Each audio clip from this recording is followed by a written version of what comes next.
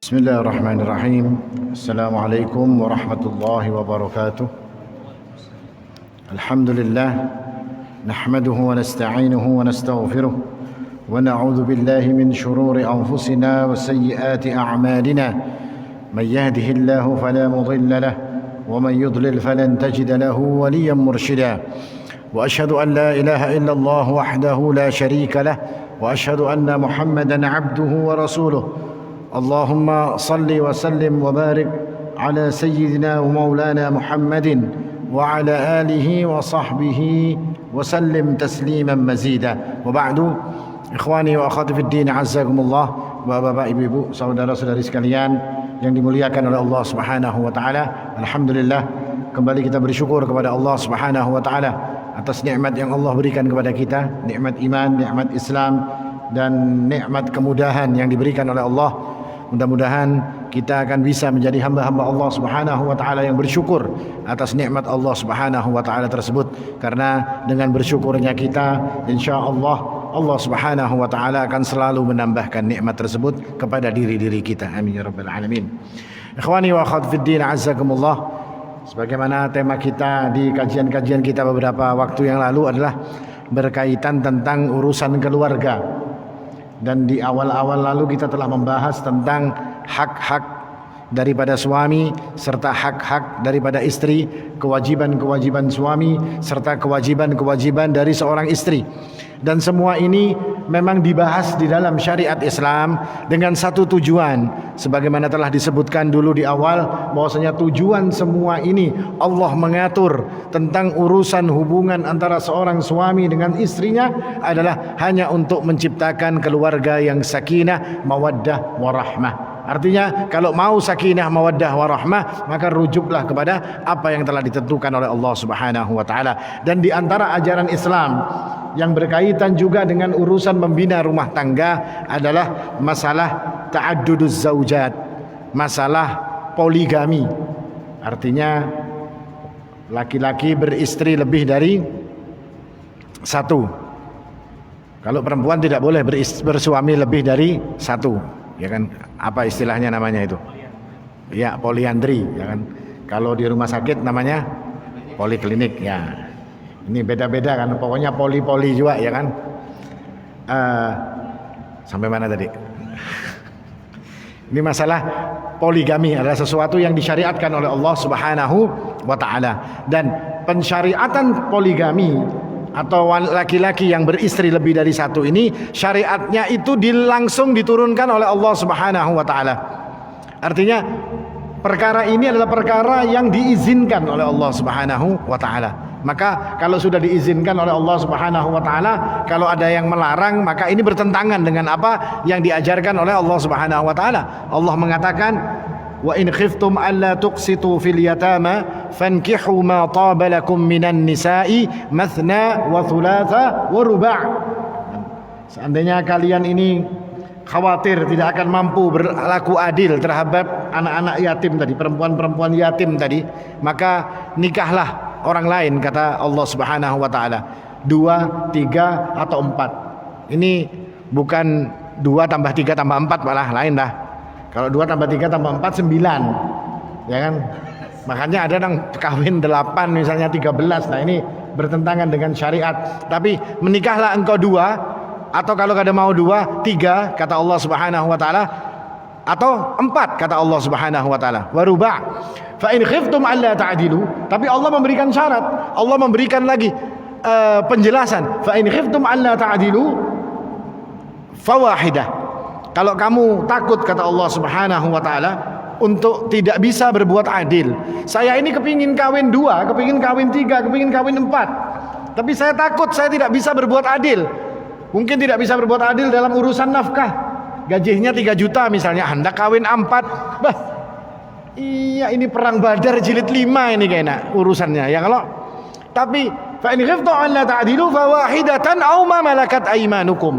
Atau kamu cukup kawin 1 saja, kata Allah Subhanahu wa taala. Atau kalau kamu ingin menambah juga, maka dengan budak-budak kalian. Karena nanti perkawinan dengan budak itu ada syarat dan ketentuannya ada lagi berbeda dengan orang-orang merdeka. Nah, ayat ini merupakan ayat yang mensyariatkan atau yang menunjukkan bahwasanya poligami itu diperbolehkan di dalam Islam. Nah, sekarang yang menjadi pembicaraan, hukum poligami itu apa? Hukumnya sendiri apa? Para ulama memang berbeda pendapat. Ada yang mengatakan bahwasanya hukum asal dari pernikahan itu adalah poligami. Jadi hukum asalnya nikah itu harus poligami. Kalau ada poligami, hanyar saikung. Nah, kayak itu maksudnya. Dalilnya apa? Ini tadi dalilnya. Fankihu ma taba lakum minan nisa'i matsna wa thulatha wa ruba'. Allah Subhanahu wa taala langsung sebutkan 2, 3 dan 4 kata mereka. Kalau tidak bisa baru 1. Maka kata mereka ini menunjukkan bahwasanya poligami itu hukum asalnya yang pertama adalah menikah itu poligami. Tapi pendapat ini jangan ketujuh dulu, bapak-bapaknya pindah himbung, ya kan? Pindah tersenyum-senyum. Jangan dulu. Pendapat ini adalah pendapat yang tidak dikenal siapa yang berpendapat seperti ini. Tidak ada salaf yang berpendapat seperti ini. Tapi yang dimaksud di dalam ayat ini adalah Allah Subhanahu wa taala untuk model sekedar untuk menunjukkan bahwasanya ini kebolehan. Akan tetapi hukum asal dari poligami itu sendiri adalah mubah, boleh. Jadi bukan hukum asalnya harus poligami, tidak. Hukum yang sunnah itu menikah 1, ya kan? An-nikahu sunnati, faman raghiba an sunnati falaisa minni. Nikah itu sunnahku kata Nabi. Yang tidak suka dengan sunnahku maka bukan termasuk daripada golonganku. Bahkan menikah dengan 1 istri ini disukai oleh para ulama-ulama zaman dulu dan zaman sekarang. Asy-Syafi'i rahimahullahu taala itu beliau mengatakan, saya ini senang orang yang mencukupkan dengan istri 1. Tapi kalau dia mampu, kata Imam Syafi'i, maka silahkan dia berpoligami. Nah, jadi ada syarat dan ketentuan berlaku. Boleh. Kalau memang kalian mampu atau tidak merasa cukup dengan 1 istri, maka silahkan kata beliau rahimahullahu ta'ala berpoligami. Demikian pula Syekh Muhammad bin Shalih Al-Utsaimin dan banyak lagi para ulama yang mengatakan mereka senang dengan mencukupkan diri mereka dengan 1 istri tadi. Artinya bukan berarti kita anti poligami, tidak. Tapi kalau memang ada diperlukan untuk berpoligami dengan alasan yang disebutkan oleh masing-masing mereka, maka silahkan kita untuk berpoligami. Ya kan, tidak ada masalah. Tapi hukumnya adalah mubah. Soalnya ada yang pina mengatakan bahwasanya hukumnya poligami ini apa? Hukumnya sunnah jadinya. Wah, bininya dipandirinya poligami itu sunnah jadinya. Jadi kakak hendak mengerjakan sunnah.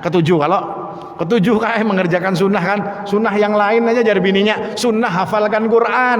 Itu sunnah Rasulullah Sallallahu Alaihi Wasallam. Pian sembahyang malam tahajud. Mulai sepertiga malam sampai subuh. Itu sunnahnya Rasulullah Sallallahu Alaihi Wasallam. Jangan hendak sunnah poligami aja jadi yang bini ini tadi. Kenapa bisa jadi terucap seperti itu? Kadang-kadang kita ini tidak sadar.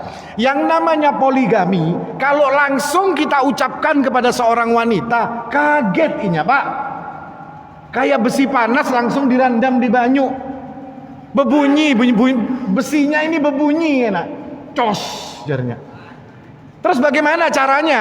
Ya caranya wanitanya ini diberi pendidikan dulu, diajari, dipadahi dulu. Poligami itu kayak ini, anunya kayak ini, kesian sanak ikam itu saudara muslimah seperti ini. Dijelaskan kepada dia ini, diberikan pengertian bahwasanya poligami itu adalah sesuatu yang dibolehkan oleh syariat. Poligami adalah sesuatu yang diizinkan oleh Allah Subhanahu wa taala. Diberi pengertian dulu perempuan-perempuan ini tadi. Sehingga apa? Sehingga ketika nang lakinya ini eksekusi, ya kalau jadi tapi terkajut inya sudah mengerti, sudah paham tentang hukum poligami. Kenapa? Karena banyak orang yang langsung ngotot ini sunnah, langsung kawin kada bepadahan ya. Kalau setelah terdapat malah jadi ribut. Yang seharusnya menjadikan keluarga ini sakinah mawaddah warahmah, dengan istri 1 sakinah mawaddah warahmah, dengan istri 2 seharusnya lebih sakinah, lebih mawaddah dan lebih rahmah lagi. Kebaikan akan lebih banyak seharusnya, tapi ternyata tidak.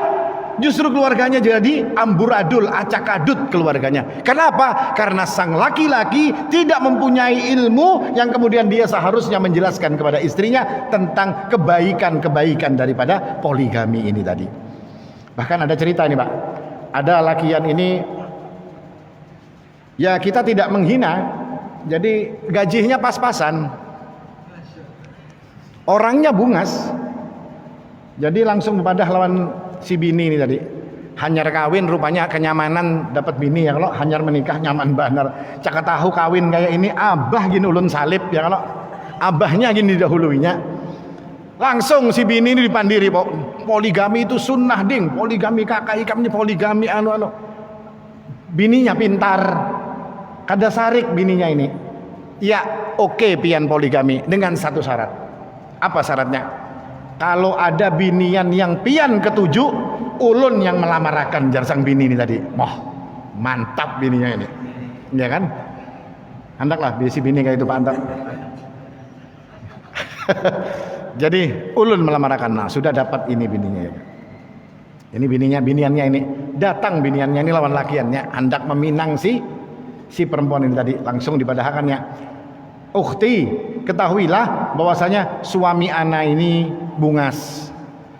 Ini dulu jadi rebutannya ini, muha bagus, ya kan? Orangnya rajin sholat, rajin puasa sunnah, ya kan? Ini segala macam. Di ujungnya disebutkannya ibadah-ibadah dan kebaikan-kebaikannya. Di akhir daripada lamarannya ini tadi, si binian yang pintar ini tadi bepada, tapi gaji suamiku ini 3 juta aja. Gaji suamiku ini 3 juta. Ini kode untuk menunjukkan kepada biniannya yang hendak dilamar ini tadi, kalau sampai ikam hakuni maka kita tangah 2 seorang. Cukuplah kira-kira tangah 2 itu. Hah? Nah, jar biniannya yang asalnya pina lampunya hijau, bekurup lampu hijaunya, ya kan? Lampu hijaunya bekurup. Akhirnya ditolak. Karena apa? Karena memang seperti ini tidak ada kemampuan. Nanti akan dibahas syarat-syarat poligami itu termasuk di dalam nafkah. Termasuk di dalam nafkah harus ada kemampuan. Tapi yang jelas bahwasanya yang namanya poligami adalah sesuatu yang disyariatkan oleh Allah Subhanahu wa taala. Hari ini banyak kejadian-kejadian yang melakukan poligami ini dengan sebab tidak punya kesiapan. Kayak tadi itu, gaji 3 juta hendak bini 3 ikung. Kada kawa dimakani apa anak orang? Iya, itu kalau sendirian mungkin cukup. Kalau sudah punya anak ada saatnya garing dan segala macam. Nah, dengan sebab poligami yang seperti ini, yang kurang persiapan, kurang ilmunya, kurang pengertiannya, akhirnya terjadilah poligami yang ujung-ujungnya adalah amburadul. Yang disalahkan ujung-ujungnya siapa? Poligaminya yang disalahkan. Yang dijelekkan adalah syariat Allah Subhanahu wa taala. Bahwasanya poligami ini menjadikan wanita seperti ini, poligami itu seperti ini, poligami itu seperti ini. Orang-orang kafir dapat bahan untuk menjelekkan agama Islam. Padahal syariat poligami sedikit pun tidak ada kejelekannya. Di dalam hati saya yakin bahwasanya yang namanya poligami itu 100% atau mungkin 1000% isinya adalah kebaikan, karena dia datang dari Allah Subhanahu wa taala. Tapi gara-gara orang yang model-model yang belum siap ini tadi, ya kalau langsung poligami jadi kacau balau, akhirnya dijadikanlah poligami ini celaan oleh orang-orang yang tidak mengerti. Apalagi yang baru-baru ini kan ada apa itu? Layangan putus ya kalau. Nah, itu urusan poligami. Kenapa poligaminya caranya salah? Poligami didahului dengan misalnya selingkuh dulu, misalnya poligami. Keliru, bukan seperti itu poligami. Jadinya kacau. Padahal yang salah itu selingkuhnya, tapi yang dicela poligaminya. Syariat Allah Subhanahu wa taala sedikit pun tidak ada celaan di dalamnya. Seorang wanita mungkin mengatakan, "Saya tidak senang wahai ustadz, saya dipoligami oleh suami saya." Anda boleh untuk tidak senang. Silahkan Anda untuk tidak senang, tapi ingat, jangan dicela poligaminya. Jangan Anda mencela poligaminya. Anda boleh tidak senang bahwasanya suami saya menikah lagi, saya tidak suka. Silahkan Anda tidak suka, itu urusan hati. Tapi ketika Anda mencela poligaminya, maka Anda sudah berurusan dengan Allah Subhanahu wa taala. Orang yang mencela poligami, menjelek-jelekkan poligami, bisa jadi pada derajat kufur. Kenapa? Karena poligami adalah perintah apa? Bukan perintah Allah, syariat Allah Subhanahu wa taala. Dibolehkan oleh Allah, terus kita cela yang dibolehkan oleh Allah Subhanahu wa taala. Maka kufur orang yang mencela poligami tersebut. Nah, ini berkaitan dengan poligami. Artinya poligami adalah sesuatu yang disyariatkan oleh Allah, dan hukum yang terkuat adalah poligami itu adalah sesuatu yang sunnah. sesuatu yang mubah pada hukum asalnya, tapi nanti bisa saja dia jadi wajib, bisa saja dia nanti jadi sunnah, tergantung daripada orang-orangnya tersebut. Dan memang kalau kita melihat para ulama dulu itu memang banyak, atau para sahabat itu memang banyak mereka yang beristri banyak. Bahkan sampai diriwayatkan ada dalam satu riwayat yang sahih, Ibnu Abbas mengatakan kepada Sa'id bin Jubair, kata Ibnu Abbas memadahi Sa'id bin Jubair, tazawwaj, kawinlah, kata beliau, fa inna khaira hadhil ummah aktsaruha nisaan. Orang yang paling baik di umat ini adalah orang yang paling banyak istrinya. Masya Allah. Kenapa? Hitungannya kalau orang itu banyak istrinya, banyak anaknya. Dan Rasulullah mengatakan, fa inni mukatsirum bikumul umam yaumal qiyamah, fa inni yubahi bikumul umam yaumal qiyamah. Sesungguhnya aku, kata Rasulullah, yubahi bikumul umam, akan membanggakan kalian nanti di depan umat-umat pada hari kiamat. Akan banyaknya kalian ini tadi, kata Rasul sallallahu alaihi wasallam, dibanggakan oleh Nabi. Artinya orang yang paling baik dari kalangan umat ini adalah orang yang paling banyak istrinya. Dan yang pertama adalah Rasul sallallahu alaihi wasallam. Beliau banyak istrinya, tapi beliau menjadikan poligami itu dengan syarat-syarat yang telah dipenuhi oleh beliau sallallahu alaihi wasallam. Nah, kemudian apa syarat yang harus dipenuhi untuk pian-pian yang mungkin ingin poligami? Ya, kalau mungkin aja masih ada liur hendak berpoligami, ya kan? Ini syaratnya. Jadi kalau syaratnya ini bisa kalau syaratnya ini bisa dipenuhi, insya Allah poligami akan membawa berkah. Karena dia syariat Allah, tidak mungkin Allah memberikan sesuatu yang tidak akan mendatangkan berkah. Kalau syarat-syarat ini dipenuhi. Apa syarat-syaratnya? Syarat yang pertama adalah ayyakuna qadiran 'alal 'adli bainahun. Yang pertama, kata para ulama, adalah harus bisa adil di antara istri-istri yang ada. Artinya adil di dalam urusan nafkah, adil di dalam urusan waktu pembagiannya, adil di dalam perkara-perkara yang mampu untuk dilakukan dan harus seorang itu melakukan untuk berbuat adil.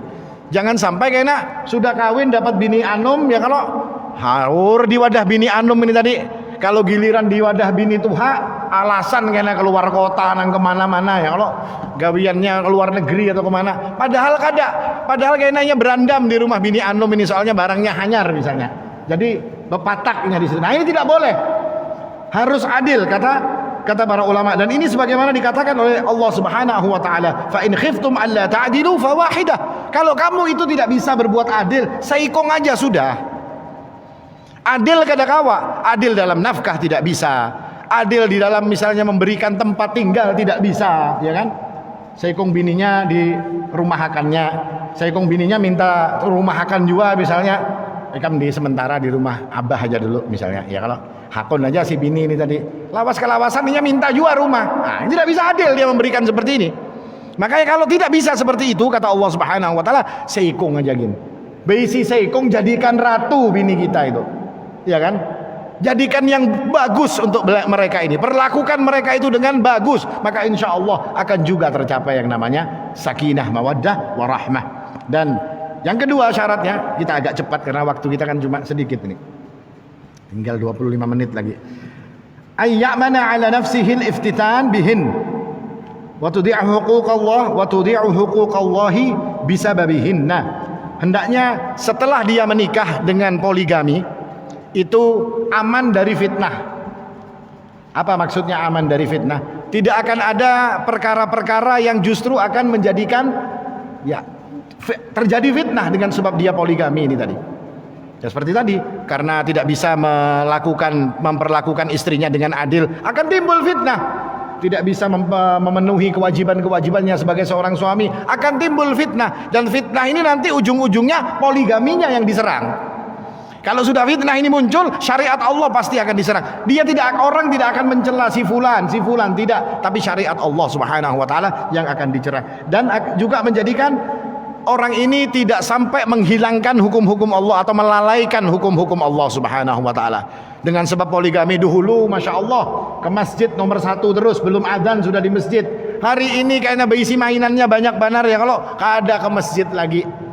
Akhirnya hak-hak Allah dia tinggalkan. dia harus berlaku adil, dia tinggalkan semua perkara-perkara kebaikan, ditinggalkan. Kenapa? Sebab dia meninggalkan ini tadi, dengan sebab dia mempunyai istri baru atau istrinya banyak. Makanya Allah Subhanahu wa taala mengatakan, ya ayyuhalladzina amanu inna min azwajikum wa auladikum aduwwun lakum fahdharuhum. Wahai orang-orang yang beriman, sesungguhnya di antara istri-istri kamu dan anak-anak kamu itu adalah musuh bagi dirimu. Karena bisa jadi nanti istri mudanya ngomong ke yang laki ini, dibisikinya macam-macam untuk tidak berlaku, untuk zalim kepada istri yang pertama.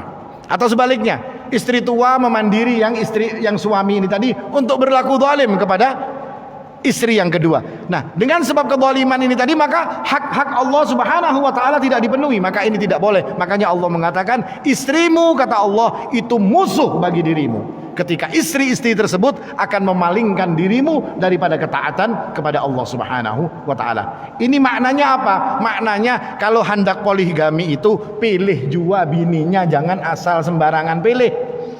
Jangan asal bebinian, oh kelihatan bungas, kelihatan ini tertarik, langsung dipoligami. Jangan, dipilih. Jangan sampai nanti ketika kita menikah dengannya justru akan mengurangi hak-hak Allah Subhanahu wa taala.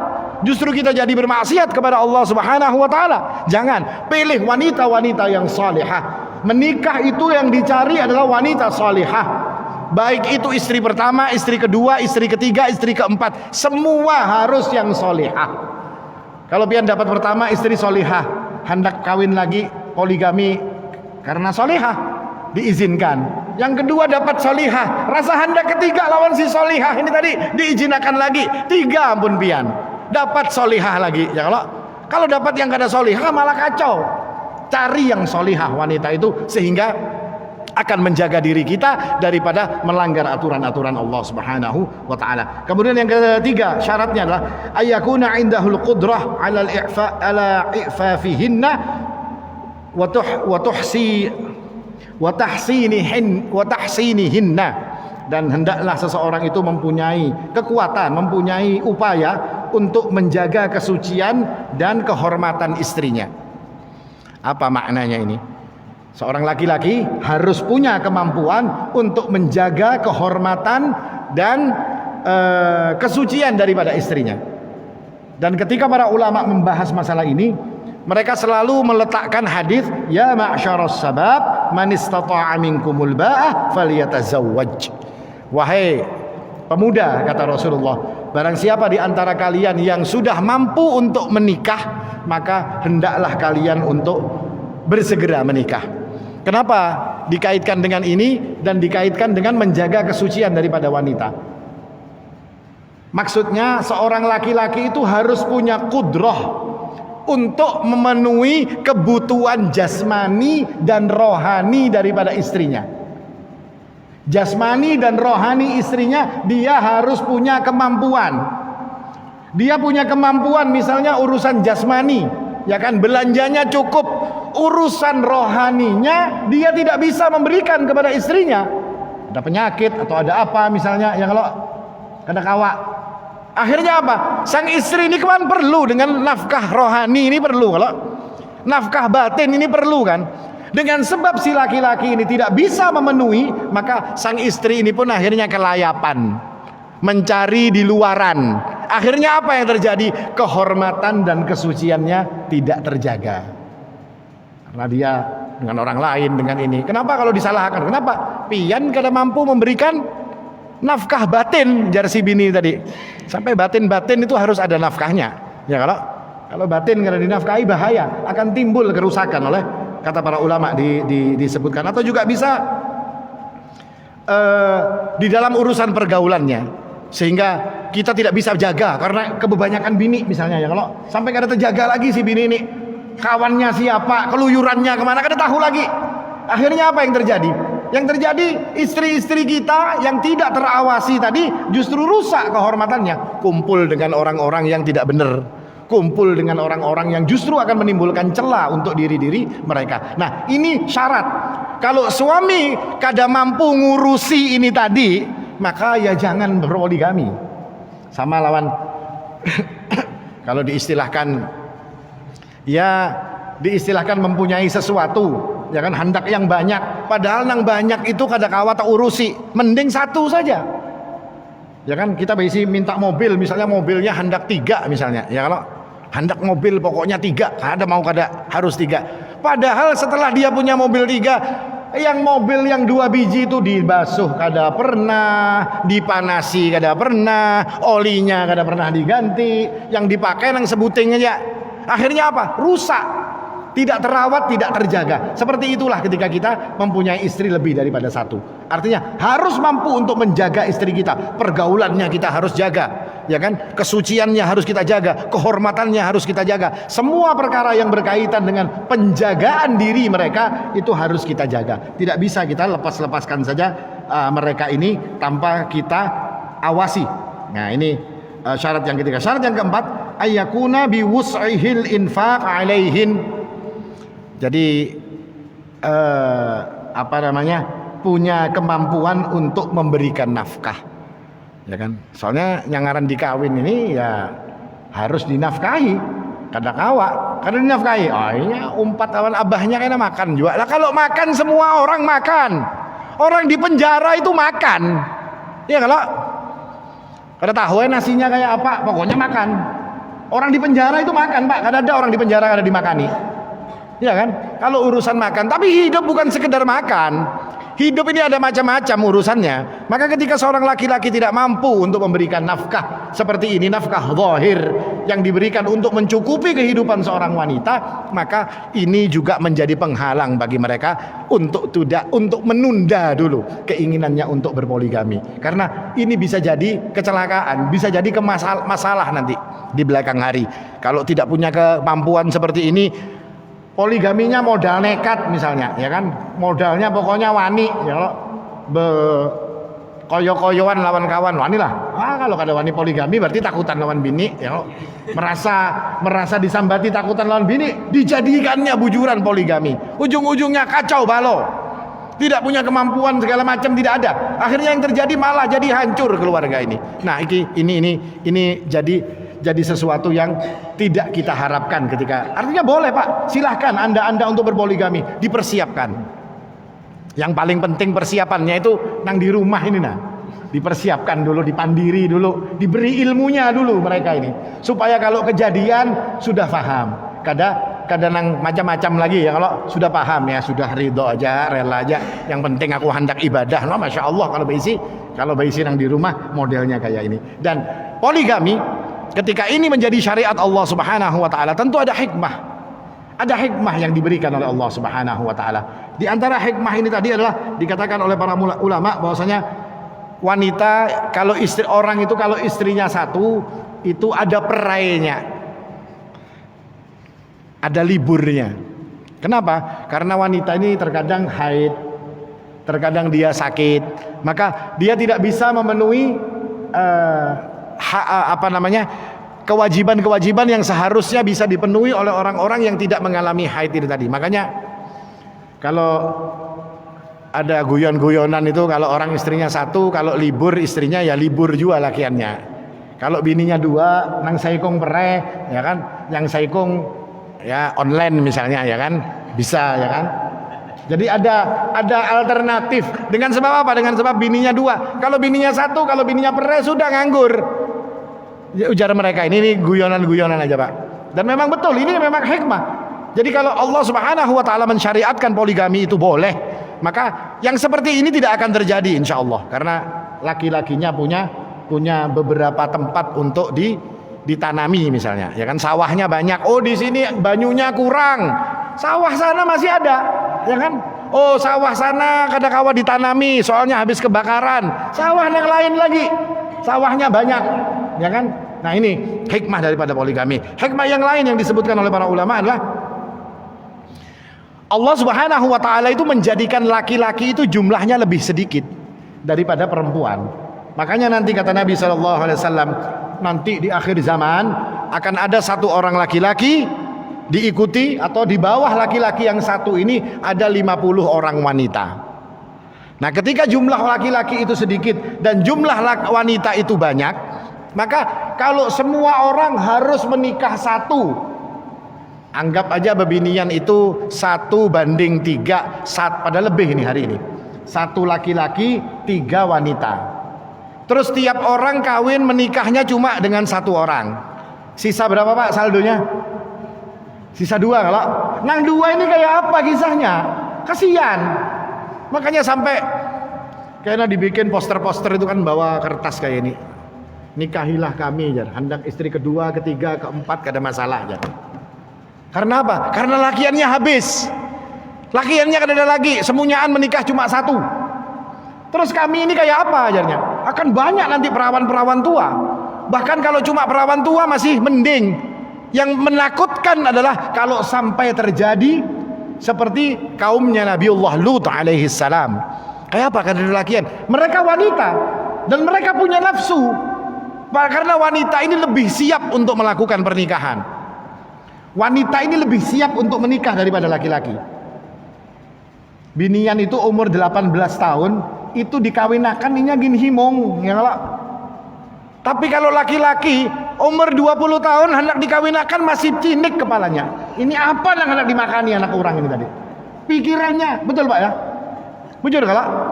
Apa gawian seorang hendak bebini ini jadinya umur 20 tahun. Tapi wanita tidak. Wanita itu lebih siap untuk melaksanakan pernikahan. Dan ketika poligami ini dihalang-halangi tidak boleh, maka sisa wanita yang tidak menikah ini seperti apa? Akan terjadi banyak mungkin kemungkaran.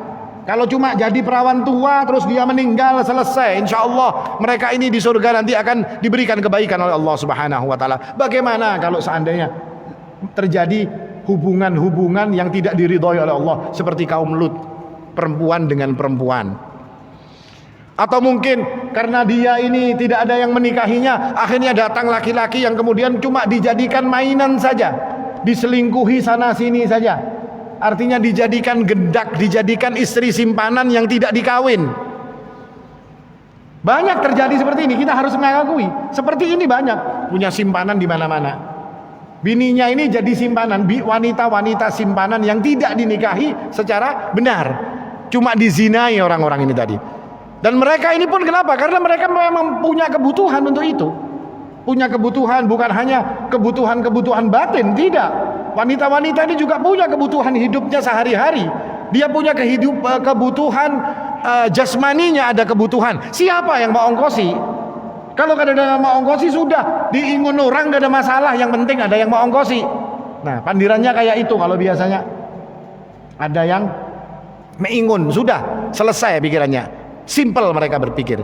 Nah, Islam menutup ini semua supaya tidak ada lagi wanita-wanita yang disimpan cuma dizinai, supaya tidak ada lagi wanita-wanita yang sampai mati mereka ini tidak menikah, supaya tidak ada lagi wanita-wanita yang akan berhubungan sesama wanita dengan sebab tidak ada laki-laki yang melihat kepada mereka, maka diizinkanlah mereka ini untuk menikah 1, 2, 3 atau 4. Nah, ini laki-laki, hikmahnya seperti itu untuk mendatangkan kebaikan. Ini beberapa hikmah yang disebutkan oleh para ulama berkaitan dengan poligami. Nah, terus di dalam masalah poligami ini, setelah orang melakukan poligami mungkin akan banyak beberapa masalah. Ada masalah-masalah yang timbul berkaitan dengan poligami. Misalnya dalam poligami ini kadang-kadang maharnya beda-beda. Bagaimana kalau maharnya beda-beda? Ini menikah lawan ini ya, kalau sudah umur bininya yang nomor 1 sudah umur 30 tahun misalnya, lakiannya umur 35 tahun ya kan, mbah itu kawin lagi lawan umur 18. Wah ya kan, umur 18 jujurannya dahulu bininya yang umur 30 ini tadi, jujurannya misalnya selawi juta ya kan, karena ini dapat bungas ya kan, umurnya masih muda ya kan, imut-imut misalnya biniannya ini hanya lulus SMA, dijujurnya 75 juta. Apakah boleh seperti ini? Boleh. Ini diperbolehkan karena Rasul sallallahu alaihi wasallam pernah menikahi Ummu Habibah. Ummu Habibah ini anaknya Abi Sufyan. Itu dinikahi Rasul sallallahu alaihi wasallam. Kenapa? Karena Abu Sufyan ini pemimpin besar Quraisy, ya kan? Panglima perangnya orang-orang Quraisy, Abu Sufyan. Artinya dia Quraisy, Quraisy, orang-orang Quraisy. Ini nasabnya mulia. Waktu Nabi menikahi Ummu Habibah, itu maharnya 4.000 dirham. 4.000 dirham. Maharnya Rasul sallallahu alaihi wasallam. Tapi ketika Nabi sallallahu alaihi wasallam, istri-istri yang lain, siapa? Hafsah, Aisyah dan yang lain-lainnya, itu maharnya cuma 400. Beda dengan Ummu Habibah. Kenapa? Kalau menikah dengan Aisyah radhiyallahu anha, abahnya Abu Bakar. Abu Bakar ini cinta lawan Rasulullah sallallahu alaihi wasallam. Jangankan 400 dirham, maharnya setengah dirham aja Abu Bakar suka. Umar bin Khattab, ini anaknya Hafsah, dinikahi oleh Rasul sallallahu alaihi wasallam. Istilahnya maharnya seadanya, tidak ada masalah. Karena beliau cinta kepada Rasulullah sallallahu alaihi wasallam. Tapi Ummu Habibah ini anaknya pembesar Quraisy yang jadi musuh Rasulullah sallallahu alaihi wasallam. Tapi ya itu tadi, Abu Sufyan tidak pernah keberatan ketika anaknya dinikahi oleh Rasulullah sallallahu alaihi wasallam. Apa kata beliau? Salah satu ulama ada yang mengatakan, tidak akan diusir onta yang kualitas baik itu ketika masuk ke tempat penampungan onta-onta betina milik orang lain. Pian ini berisi onta-onta banyak, bebinian ontanya betina. Terus ada onta kesasar tapi ontanya, atau kalau onta di sini kan ada ya, kalau pian ini berisi ayam misalnya banyak, ayam bini, ya kan? Datang ke rumah pian ini ayam orang sasat, ayam Bangkok yang harganya ratusan ribu misalnya, ayam Bangkok yang bagus. Terus ayam Bangkoknya ini kawin dengan ayam-ayam kita. Kira-kira kita tangati ada ayamnya? Ada kalau? Kenapa? Karena yang datang ini bagus. Demikian pula Rasulullah SAW itu dikatakan Abu Sufyan, dikatakan oleh para ulama, Abu Sufyan mengatakan bahwasanya ini turunan bagus Muhammad ini. Muhammad ini keturunan orang baik, nasabnya nasab yang istimewa, keturunannya keturunan orang istimewa. Maka apa gerangan aku hendak menghalangi menikahnya anakku dengan Rasul sallallahu alaihi wasallam. Nah, ini juga penjelasan para ulama mengatakan seperti itu. Tapi kata para ulama, kalau yang datang misalnya onta yang kerusuhan, pasti akan dipukul wajahnya. Supaya apa? Supaya berjauh. Ya kan, nih kami ini onta kerusuhan, hendak masuk ke sini, hendak kawin-kawin aja kawan, disuruh keluar. Karena ini sesuatu yang tidak diinginkan oleh mereka. Ini salah satu yang dibolehkan. Boleh maharnya beda-beda. Artinya yang ini 25 juta, yang ini karena 50, ada lagi yang istimewa misalnya 75 misalnya maharnya, ya kan? Tidak ada masalah. Berbeda-beda mahar itu dilakukan oleh Nabi sallallahu alaihi wasallam. Kemudian ada hal lain lagi, la yajuzu lirrajuli ay yajma'a akthara min zaujatin fi baitin wahid illa biridahima.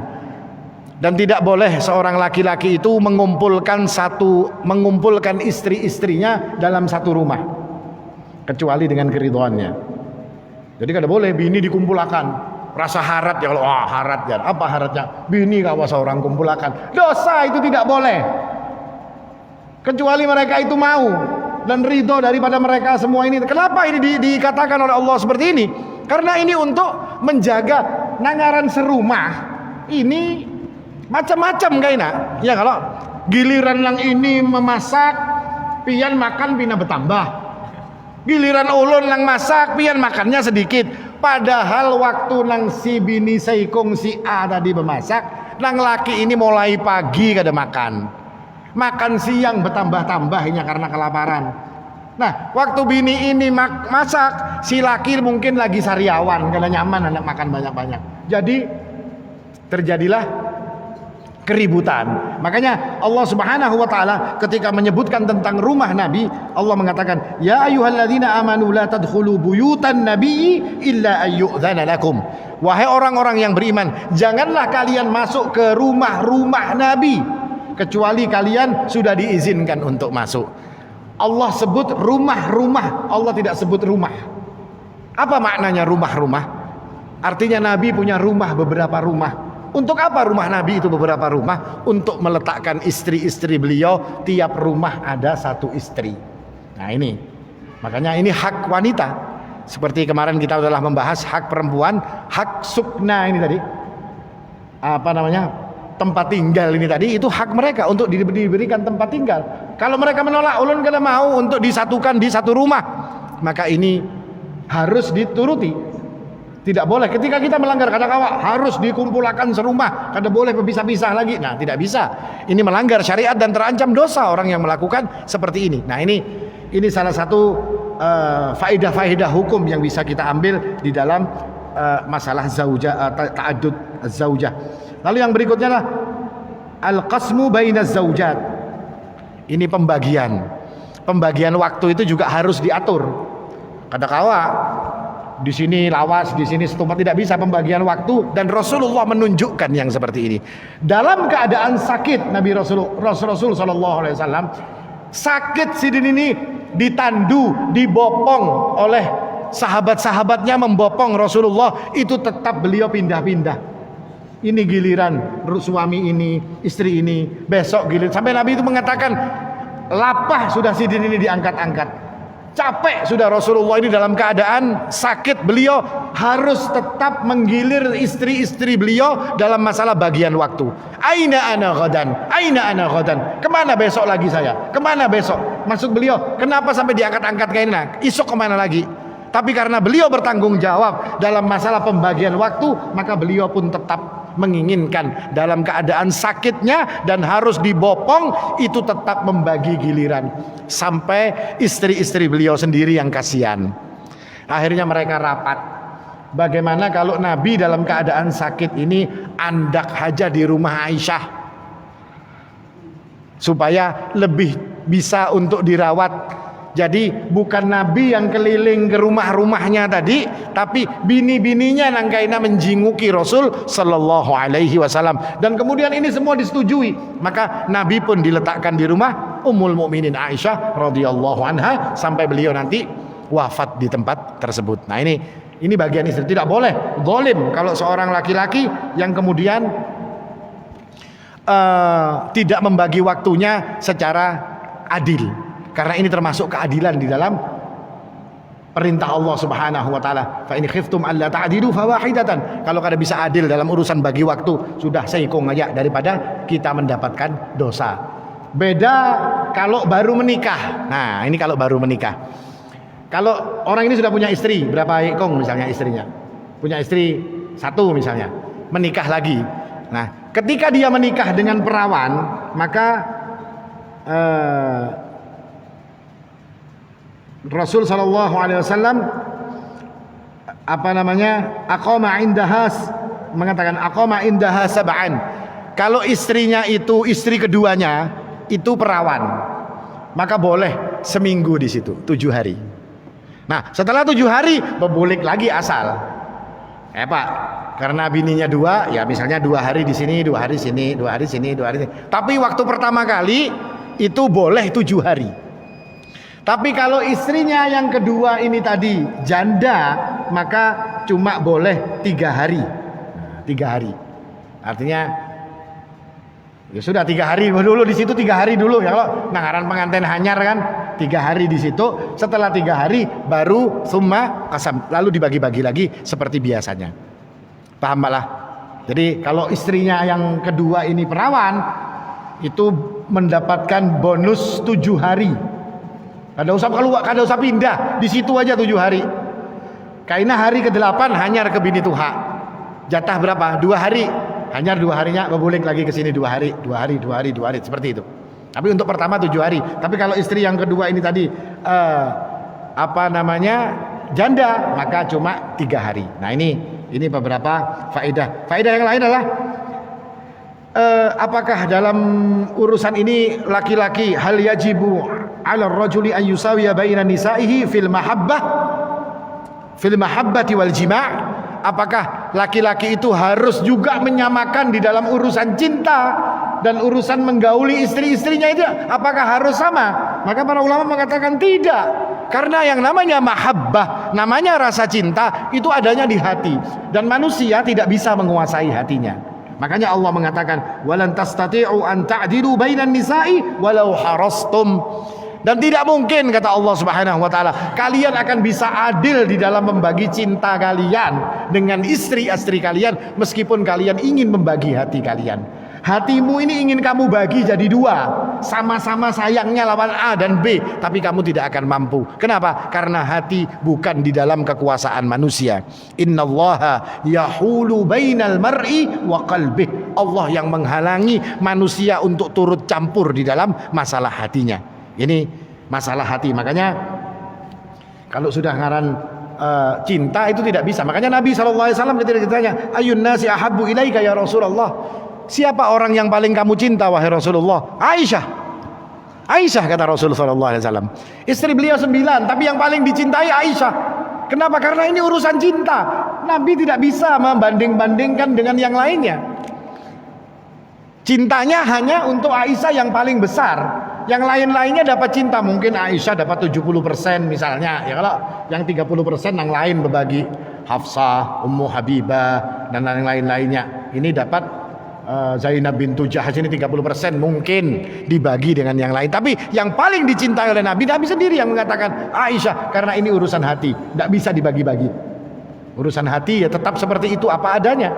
Makanya para wanita ini hendaklah dan menjadikan seseorang itu paling disayangi suami. Ini untuk ibu-ibu, menjadikan seorang wanita itu menjadi disayangi para suami mereka bukan harus cantik. Pian mungkin pernah melihat bininya di rumah bungas, istrinya di rumah cantik, putih tinggi, matanya biru, rambutnya habang, ya kalau Belanda istrinya, ya kan? Tapi selingkuh dengan wanita yang nilai wajahnya di bawah daripada istrinya. Kenapa bisa itu terjadi?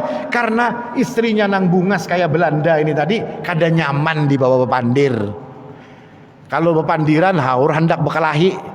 Sedangkan istri yang muhanya kada seberapa ini tadi ternyata inya lebih nyaman untuk dipandiri, lebih bisa membawa diri, lebih bisa di dalam melayani suaminya. Maka apa yang terjadi? Suami akan lebih cinta kepada istri-istri yang seperti ini. Makanya pesannya untuk ibu-ibu, jadi wanita itu benar-benar di dalam melayani suaminya itu dengan ikhlas untuk mencari ridhonya Allah Subhanahu wa taala, maka pasti Allah akan menjadikan hati laki-laki ini tadi akan cenderung kepada wanita-wanita yang seperti itu. Dan yang terakhir, la yajuzu li imra'atin an tas'ala talaqa darratiha litanfarida bi zawjiha. Tidak boleh seseorang wanita itu karena sudah poligami lalu menyuruh suaminya untuk mencerai istri yang lain. Haram hukumnya ini, tidak boleh.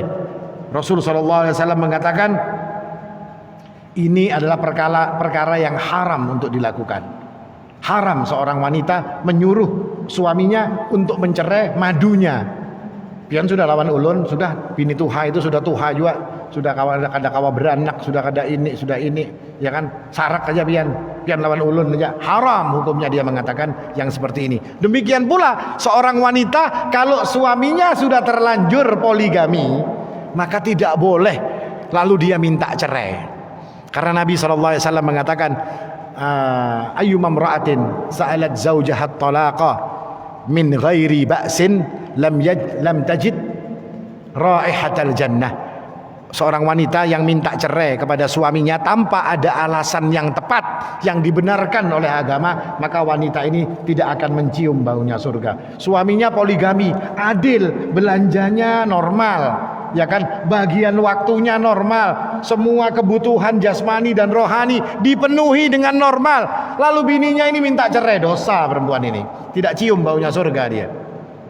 Tapi kalau ada suaminya sudah poligami, kada beres, ya kalau pembagian haknya kada bujur, nafkahnya tidak bujur, masalah timbul habis poligami, yang dahulu penyayang demi ini ketujuh memukul misalnya, ya kalau, nah ini para ulama mengatakan kalau keadaannya seperti ini maka diperbolehkan, ada syarat-syarat yang dipenuhi untuk seorang wanita meminta cerai. Tapi kalau tidak ada apa-apa, dilarang seorang wanita menyuruh menceraikan suaminya, disuruh menceraikan madunya, ini dilarang, ini hukumnya haram. Demikian pula wanita meminta cerai ketika suaminya melakukan poligami padahal tidak ada alasan baginya untuk bercerai, maka wanita ini pun juga berdosa, dia tidak akan mencium baunya surga, kata Allah, kata Rasulullah SAW. Ini kira-kira secara singkat tentang poligami. Tapi intinya poligami ini kalau di pesawat itu namanya pintu darurat, ya kan? Kalau memang sudah darurat, pintu ini harus dibuka. Jangan yang kada darurat, kada ada apa-apa, pesawatnya hanyar dimasuki, langsung pian buka pintu darurat, kacau ini kayaknya, iya kan? Terlambat penerbangan. Tapi kalau memang ada sebab, ya kan, untuk melakukan ini dengan syarat-syarat yang telah dipenuhi, dengan syarat-syarat yang telah dipenuhi, dengan kemampuan yang memang mumpuni, maka bismillahirrahmanirrahim, silahkan untuk berpoligami. Nah, kira-kira ini yang bisa disampaikan, mudah-mudahan bermanfaat. Aqulu qouli hadza wal haqqu 'indallah, subhanakallahumma bihamdik, asyhadu an la ilaha illa anta astaghfiruka wa atubu ilaik. Assalamu alaikum warahmatullahi wabarakatuh.